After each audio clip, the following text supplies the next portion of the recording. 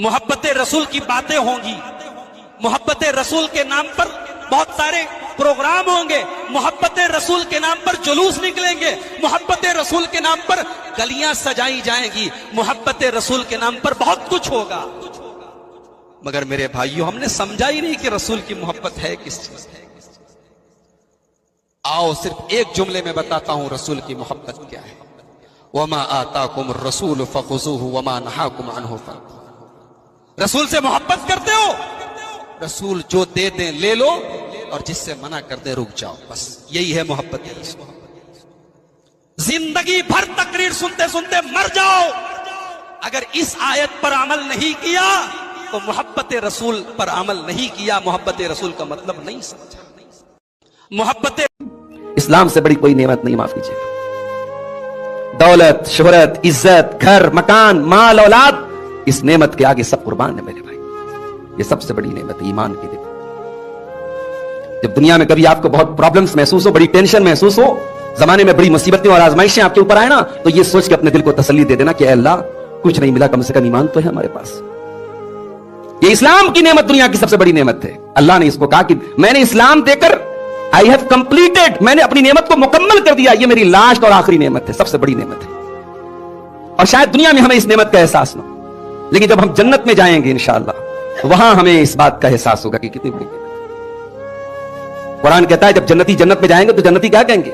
वक़ालु अल्हम्दुलिल्लाहिल्लज़ी हदाना लिहादा वमा कुन्ना लिनहतदिया लौला अन हदानल्लाह। आय अल्लाह तेरा करम है, तूने इस्लाम की नेमत से हमको नवाजा, तूने हिदायत की नेमत से हमको नवाजा। अगर तूने हिदायत न दी होती। सूरत कैसी थी? शायर रसूल हजरत हसन बिन साबित कहते हैं, व अहसन मिन कलम तरक़त्तु ऐनी व अजमल मिन कलम तलिदिन निसाउ खुलिक़त मुबर्रअन मिन कुल्लि ऐबिन कअन्नका कद खुलिक़त कमा तशाउ।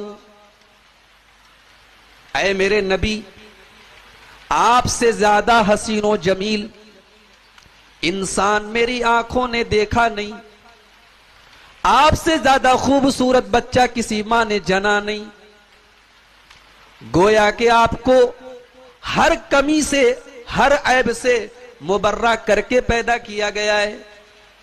गोया कि आपको वैसे पैदा किया गया है जैसे आप पैदा होना चाहते थे।